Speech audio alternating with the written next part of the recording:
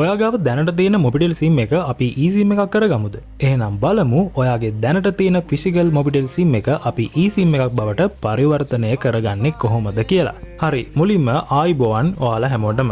අපි දැනට තියෙන සිම් එක eSIM එකක් බවට පරිවර්තනය කරගන්න කලින් අපි භාවිතා කරන අපි ළඟ තියෙන ඩිවයිස් එක eSIM වලට සපෝට් කරනවද නැද්ද කියන එක ගැන අපි හරියටම දැනගන්න ඕනි. අදාළ ඩිවයිස් එක eSIM වලට සපෝට් කරනවද නැද්ද කියන එක හඳුනා ගන්න අපිට ක්‍රම කිහිපයක්ම තියෙනවා. මේ ක්‍රම වලින් පළවෙනි එක විදිහට අපිට පුළුවන් අපේ මොබයිල් එකේ අපේ ඩිවයිස් එකේ settings වලට ගිහිල්ලා SIM and networks වල කියන මෙන්න මේ section එකට ගියාට පස්සේ අපිට බලා ගන්න පුළුවන් download eSIM එහෙම නැත්නම් add new eSIM කියලා මේ විදිහට option එකක් පෙන්වුම් කරනවා.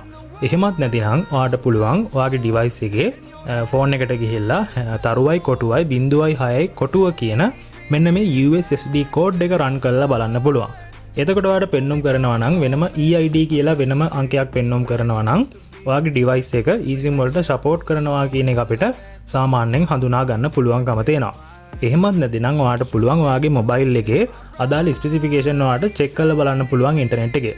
ඒ කියන්නේ අපි හිතමු ඔයාගේ මොබයිල් එක Samsung මොකක් හරි S25 ඒ වගේ ෆෝන් එකක් කියලා.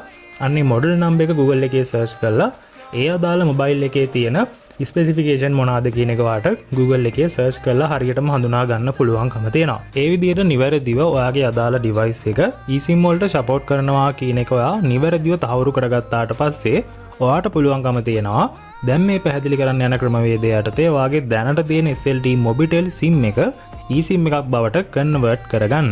මෙතනදී ඔයාලා කරන්න ඕනේ පළවෙනි පියවර තමයි ඔයා යන්න ඕනේ SLT Mobitel branch එකකට. customer care support branch එකකට යන්න ඕනේ. මේක සාමාන්‍යයෙන් ලංකාවේ හැම නගරයකම වගේ තියෙනවා. ඔයාට පුළුවන් ඒ අදාළ branch එකකට ගිහිල්ලා කියන්න තියෙන්නේ ඔයා දැනට භාවිතා කරන Mobitel physical SIM එක eSIM එකක් බවට පරිවර්තනය කරගන්න ඕනේ කියලා. ඒ විදිහට සඳහන් කළාට පස්සේ ඔයාගේ national ID card එක check කරලා ඒ වගේම දැනට ඔයා ගාව තියෙන අදාළ SLT Mobitel number එක check කරනවා යාලා. ඒ විදිහට check කළාට පස්සේ ඔයාගේ දැනට තියෙන physical Mobitel SIM එක deactivate කරනවා. deactivate කළාට පස්සේ සාමාන්‍යයෙන් ඔයාට පොඩි වෙලාවක් ඇතුළත ඔයා ලබා දෙන අදාළ email address එකට එයාලා email එකක් එවනවා.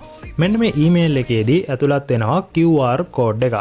මේ QR code එක ස්කෑන් කරලා තමයි ඔයාට eSIM එක setup කරගන්න දෙන්නේ. මම දැන් ඔයාලට පෙන්වුම් කරලා තියෙනවා මගේ SIM එක convert කරගන්න මට ආපු ඒ අදාළ email එක ඇතුළත් වෙන QR code එක මම ඔයාලට දැන් පෙන්වුම් කරලා තියෙනවා. මෙතනදී මේ QR code එක ස්කෑන් කරනකොට ඔයාලා ගොඩක් පරිස්සම් වෙන්න ඕනේ. ඒ කියන්නේ මෙතනදී පළවෙනි වතාව ස්කෑන් කරලා හරියට මේක setup කරගන්න බැරි වුණොත් ඔයාට නැවත වතාවක් බොහෝ දුරට SLT Mobitel branch එකකට යන්න සිද්ධ වෙනවා. මොකද පළවෙනි ස්කෑන් එකේදී තමයි මේක නිවැරදිව රන් වෙන්නේ. ඒ නිසා ගොඩක් සැලකිලිමත්ව සිග්නල් තියෙන තැනකට ගිහිල්ලා මේක ස්කෑන් කරලා setup කරගන්න කියන එක මම ඔයාලට කියනවා. අපි අදාළ eSIM එක setup කරගන්න අවශ්‍ය වෙන device එකේ මේ email එකේ තියෙන QR code එක නිවැරදිව ස්කෑන් කළාට පස්සේ ඔයාට මේ විදියට eSIM එක setup කරගන්න අවශ්‍ය වෙන පියවරයන් ටික ඔන්න පෙන්වුම් කරලා තියෙනවා. මම මේ පෙන්වුම් කරලා තියෙන පියවරයන් වලදී සමහර ඒවා ඇතුළත් නොවෙන්න පුළුවන්. මොකද මම මෙතනදී ස්ක්‍රීන්ෂොට් ලබාගෙන ඔයාලට පෙන්වුම් කරලා තියෙන්නේ. සමහර ඒවා නැති වෙන්න පුළුවන්. නමුත් ඔයාලට මේක ලේසියෙන්ම කරගන්න පුළුවන්කම තියෙනවා. මම මේ තියෙන පියවරයන් ටික ඔයාලට පැහැදිලි කරන්නම්. මෙතනදී අහලා තියෙනවා පළවෙනි එකේ විදියට which type of plan do you have කියලා.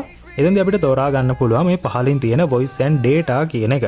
ඒක තෝරාගෙන පහලින් තියෙන continue button එක click කරගන්න පුළුවන්. ඊළඟට අහනවා turn on travel eSIM කියලා. ඔයාට පුළුවන් travel eSIM and current SIM කියන එක මේ පහලින් තියෙන එක තෝරා ගන්න.